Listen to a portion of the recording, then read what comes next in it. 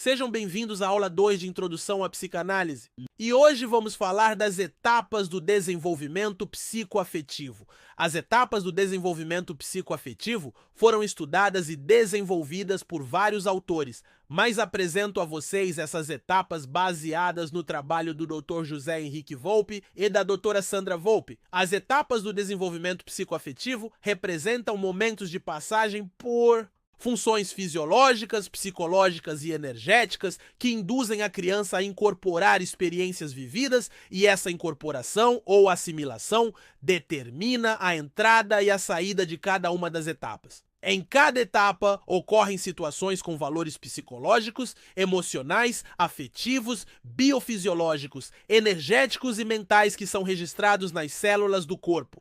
Conforme ocorre o crescimento e desenvolvimento da criança, os valores são registrados e repassados para as novas células, e cada nova experiência vivenciada acrescenta novas informações nas células. A criança passa por essas etapas ao mesmo tempo em que passa pela formação dos traços de caráter. Reis dizia que quando essas etapas se completam, o que sucede é o estabelecimento definitivo do caráter, que é a forma do indivíduo agir e reagir perante todas as situações que o mundo lhe impõe. A etapa de sustentação. A primeira etapa do desenvolvimento é a de sustentação. Tem início no momento da fecundação e se estende até os primeiros 10 dias de vida. Num primeiro momento é o útero que sustenta anatomicamente, fisiologicamente e emocionalmente o bebê. Enquanto o bebê está no útero, ele precisa sentir o aconchego e o acolhimento para ter um desenvolvimento saudável. Um útero não acolhedor, não receptivo, uma mamãe estressada, agitada, ansiosa, passa essas informações para o bebê que se sente rejeitado. Cada estresse vivenciado pela mamãe durante a gestação, parto e primeiros dias de vida comprometem a estrutura psicológica do bebê. Esse comprometimento gera um registro na sua personalidade e no caráter. Quando sai do útero, ele precisa ser sustentado pelo colo da mamãe, além da sustentação emocional que é extremamente necessária. O colo, o cheiro, o vínculo, os olhares e os afetos com a mamãe. Etapa de incorporação. A segunda etapa do desenvolvimento é a de incorporação e ocorre sobrepondo a primeira, sempre em um processo gradativo. Seu período é desde o nascimento até o desmame. Reis dizia que o desmame deve ocorrer por volta do 9º mês de vida, quando o bebê já tem dentes suficientes para triturar seu próprio alimento. Na etapa de incorporação, o bebê incorpora tudo o que vem do mundo externo, a começar pelo bico do seio da mamãe, o sabor agradável do leite, o cheiro da mamãe, a disponibilidade dela em amamentá-lo, a troca de olhares entre a mamãe e o bebê, as mãos quentes e acolhedoras pelo contato epidérmico que envolve o bebê do mesmo jeito que ele foi acolhido e envolvido pelo útero. Gradativamente, o bebê descobre que ele não faz parte da mamãe, que não é fundido com ela e não é simbiótico, e começa a se distanciar, explorando o ambiente e as pessoas à sua volta, passando a reconhecer a si mesmo e a mamãe como sendo o outro, querendo então sair do colo, engatinhar e arriscar os primeiros passos. Da mesma forma que o bebê deve ser desmamado do seio, deve ser desmamado do colo e principalmente do quarto dos pais, e é aqui nessa fase que devem começar os limites, nem antes nem depois, pois todo excesso ou escassez também são comprometedores do desenvolvimento. Etapa de produção. A terceira etapa tem início com o desmame e se estende normalmente até o final do 3º ano de vida. É a etapa de produção. Ela coincide com a fase anal do desenvolvimento. É o controle dos esfíncteres, a descoberta do mundo, o brincar, o construir e destruir, com a mamãe por perto sempre cuidando, mas respeitando a individualidade da criança. A criança produz fezes e percebe as fezes, produz por ela mesma, se identifica com papai e mamãe, com brincadeiras e profissões. Nesse momento, a energia da criança está inteiramente voltada para a construção de pensamentos, de brincadeiras, de gestos, expressões, de jogos, de relacionamentos, da mesma forma que ela produz sua urina e suas fezes. Ocorre o desenvolvimento da autoconsciência, lhe dando a capacidade de antecipar os acontecimentos. Como, por exemplo, Ela consegue nessa fase compreender que os pais saem de casa para trabalhar, mas que eles irão voltar e que a ela, a criança, não ficará abandonada. Ainda nessa etapa, a criança gosta de imitar os pais em busca de modelos, por isso se torna tão interessante para a criança usar roupas e calçados dos pais. Ela quer descobrir tudo o que há em sua volta e quer ser independente, recusando ajuda, parecendo nesse momento ser teimosa, enquanto na verdade ela quer apenas descobrir os seus limites e testar as suas capacidades. É importante ter cuidado com as preocupações excessivas nessa fase, especialmente com questões relacionadas à ordem ou limpeza, e não exigir que a criança contenha suas necessidades fisiológicas antes dos 18 meses. Assim como todos os processos, esse também deve ser um processo gradativo. Etapa de identificação. A quarta etapa é a de identificação e tem início a partir do 4º ano de vida e se estende até o final do 5º ano. A energia agora se volta para a descoberta dos órgãos genitais e a criança passa a distinguir menino de menina e começa a se identificar com o sexo ao qual ela pertence. É nessa etapa que surge a curiosidade e começam as perguntas sobre os pelos e tamanho dos órgãos genitais dos pais e sobre o sexo dos animais. Ocorrem as primeiras masturbações sem nenhuma intenção ou fantasia, sem o objetivo de atingir o orgasmo, o que deveria ser encarado pelos pais com naturalidade. Ela busca mais intensamente a individualidade, querendo brincar sozinha, recusando o colo dos pais, quer desmontar os brinquedos para descobrir uma forma diferente de montar, começa a aprender a compartilhar, saindo do campo familiar e voltando cada vez mais para o campo social. Etapa de estruturação.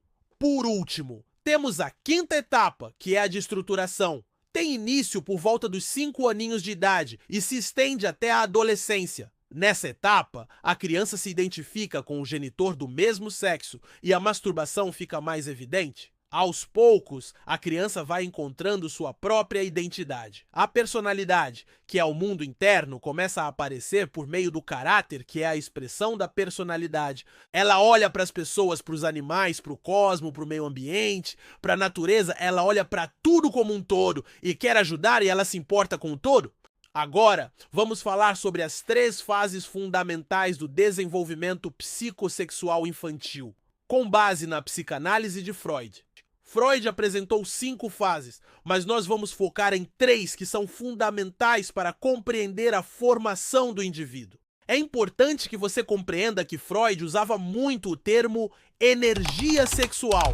Quando usamos esse termo, não estamos nos referindo ao ato sexual ou aos órgãos genitais, mas sim à energia de vida instintiva, à satisfação, à realização de desejos, à busca do prazer em todos os sentidos. Freud propôs que, se a criança experimentou frustração sexual em relação a qualquer estágio do desenvolvimento psicossexual, ela desenvolveria uma ansiedade que persistiria na vida adulta como uma neurose, um transtorno mental funcional.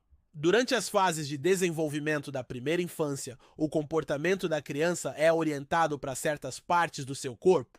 Por exemplo, a boca no período da amamentação, o ânus no período do desfraude e aprendizado do controle dos esfíncteres. A neurose do adulto muitas vezes está enraizada na sexualidade infantil. Por isso, os comportamentos neuróticos na vida adulta são frequentemente manifestações das fantasias e desejos sexuais da infância. Quando em uma das fases há uma frustração, ou seja, um desejo sexual não satisfeito, lembrando que nesse contexto sexual não se refere a sexo, mas a energia vital, há uma repressão, um bloqueio de energia, que causa uma sensação de morte. Essa sensação fica registrada como dor e será lembrada e acionada todas as vezes que um desejo não for satisfeito em um contexto semelhante. O ser humano nasce com uma energia que, dependendo da fase e da mielinização da medula espinhal, vai se localizando em determinadas partes do corpo, começando pela boca e descendo até os órgãos genitais, até que o ser se reconheça por inteiro, reconhecendo todo o seu corpo e permitindo o fluxo livre dessa energia. Quando há traumatizações, repressões e bloqueios, essa energia não flui livremente, e isso desencadeia as neuroses. A fase oral. A fase oral se inicia no momento da fecundação e se estende até aproximadamente 1 aninho de idade, o período da amamentação. É através da boca que o bebê entra em contato com o mundo. Nesse período, a boca é a área do corpinho que proporciona maior prazer ao bebê. O prazer sexual está predominantemente ligado à excitação da cavidade bucal e dos lábios, que acompanha a alimentação. Através da nutrição, expressa-se a relação de amor entre o bebê e a mamãe. Nessa fase oral, ainda na gestação, o bebê se sente fundido ao útero e logo após o nascimento, sente-se como se fosse simbiótico com a mamãe, grudado nela. No mundinho dele, ele e a mamãe ainda são uma coisa só. Durante a gestação, ele sente a necessidade de existir e logo após o nascimento, essa necessidade se transforma em acolhimento. Na fase oral, o bebê é completamente dependente de alguém que exerça o papel de mãe. Ele é passivo, precisa receber energia. E esse processo já começa dentro da barriga da mamãe, onde ele absorve os nutrientes necessários para se desenvolver e também o emocional da mãe. Ele apenas recebe. Após o nascimento, esse bebê continua dependente, passivo e recebendo energia. Esse bebê depende de alguém que cuide dele, o alimente, o ame, que lhe dê energia, nutrição e que atenda todas as suas necessidades básicas. É fundamental que ele se sinta amado, que sinta que pertence a um sistema e que tem um significado na vida. Quando esse bebê começa a ter controle sobre suas mãozinhas, é natural que ele comece a levar tudo à boca. Nesse período, a boca é a zona de prazer, e não no sentido de erotização como o adulto interpreta, mas sim como forma de interação com o mundo. É pela boca que ele interage com o mundo, primeiro sugando onde ele está na etapa oral passiva, e quando começam a nascer os dentinhos, ele passa para a etapa oral ativa. Existe uma necessidade de morder, de mastigar. É possível que a criança, ao vivenciar situações impactantes nessa fase, fique presa ao momento da infância. A psicanálise chama isso de fixação. Dependendo das frustrações ou satisfações vividas em cada fase, o desenvolvimento saudável pode ser comprometido. Num primeiro momento, o bebê suga por instinto, para sobreviver.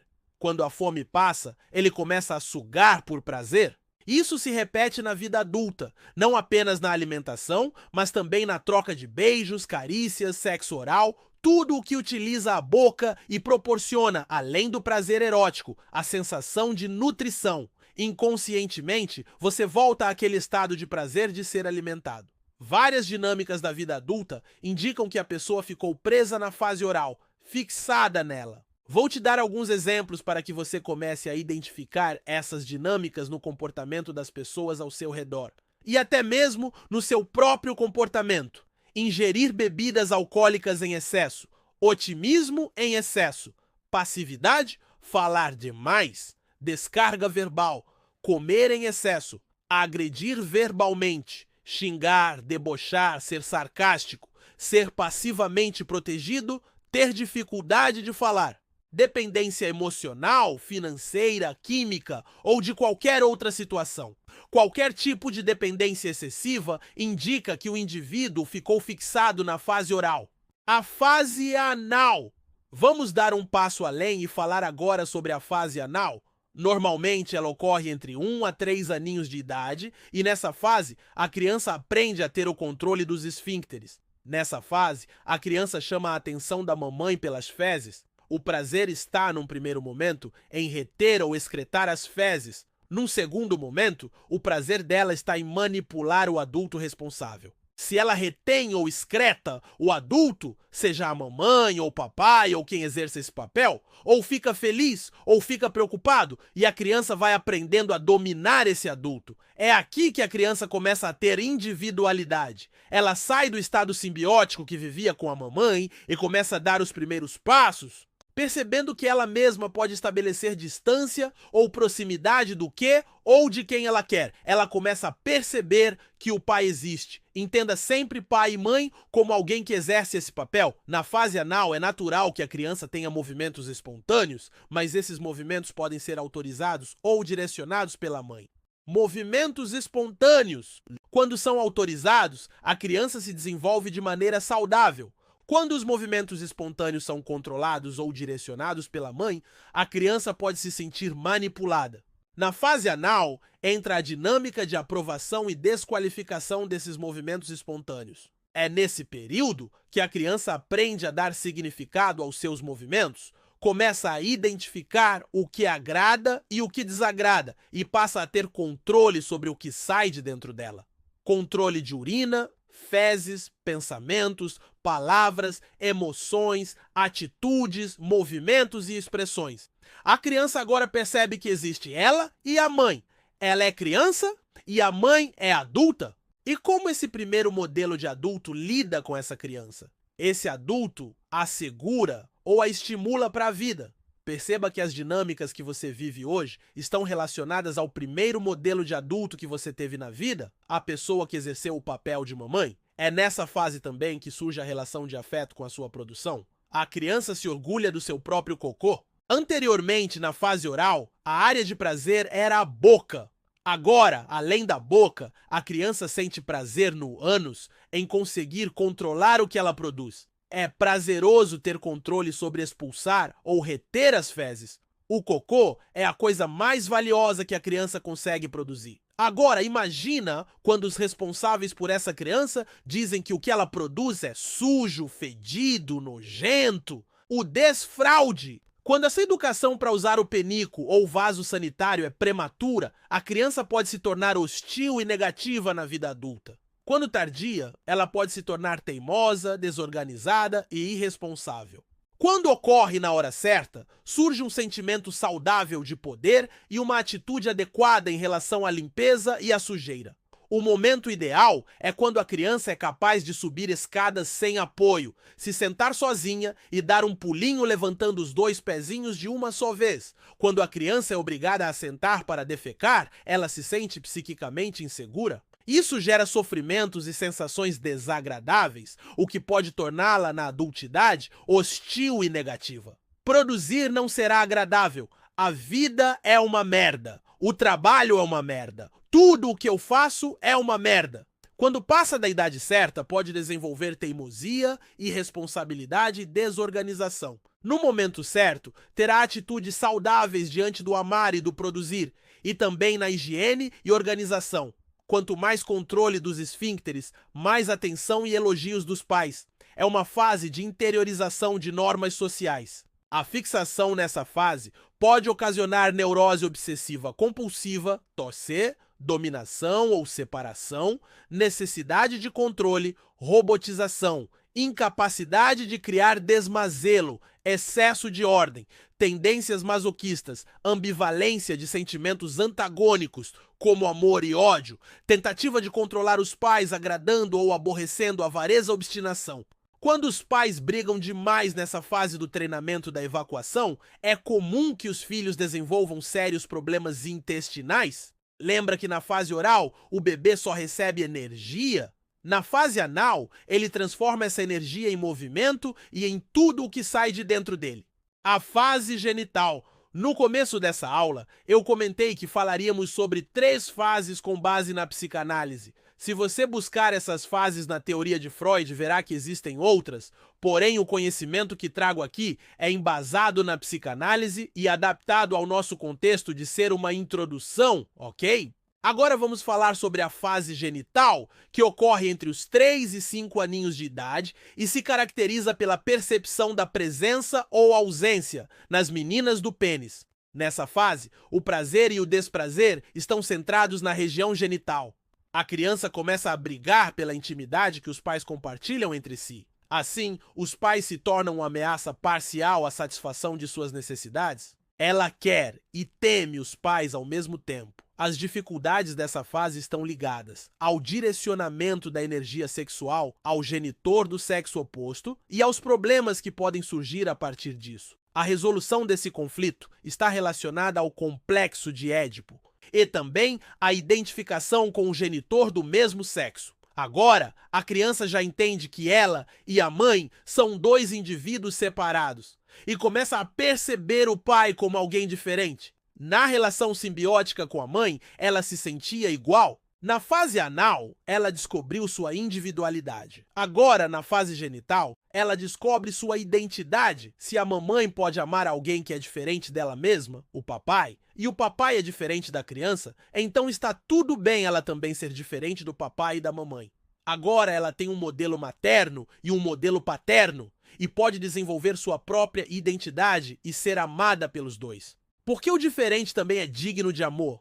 Ela começa a perceber que o papai funciona de um jeito e a mamãe de outro. Descobre que existem coisas de menino e coisas de menina. Percebe que o menino tem uma protuberância no órgão genital e a menina não tem. Inclusive, nessa fase, a menina pode acreditar que seu órgão genital foi cortado ou que um dia ele ainda vai crescer. Além disso, a criança começa a notar que o papai e a mamãe têm uma relação diferente entre si, diferente da que tem com ela, uma relação de homem e mulher. Percebe que esses pais exercem diferentes funções em diferentes contextos. Função pai, função mãe, função homem, mulher, marido, esposa, filho, filha, empresário, funcionário, amigo e assim por diante.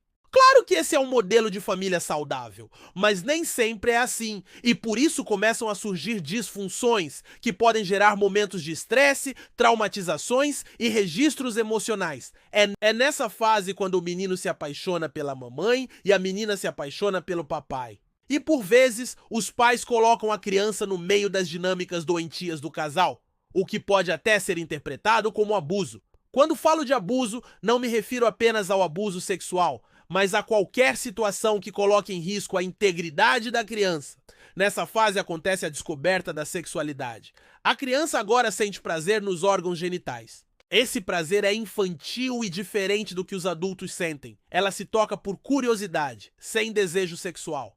Começam as primeiras masturbações, sem o intuito de atingir o orgasmo e sem fantasias. Até a fase anal, o papel mais importante era o da mamãe, de acolher e nutrir. Agora, a partir da fase genital, entra o papai com um papel igualmente importante. Encaminhar essa criança para a vida, mostrando novos caminhos e aventuras. Se pai e mãe tiverem um bom relacionamento, não necessariamente como casal, mas como pais comprometidos na educação dessa criança, e se esse filho tiver sido gerado para dar continuidade à vida e não para resgatar um relacionamento falido, as chances dessa criança se tornar um adulto saudável aumentam consideravelmente. O gênero masculino e feminino nada tem a ver com a nossa condição de sexualidade. Eu posso ser do gênero feminino e gostar de meninas porque eu gostar de alguém do mesmo gênero é uma condição humana e não se trata de uma doença psíquica. A fixação nessa fase genital pode gerar adultos que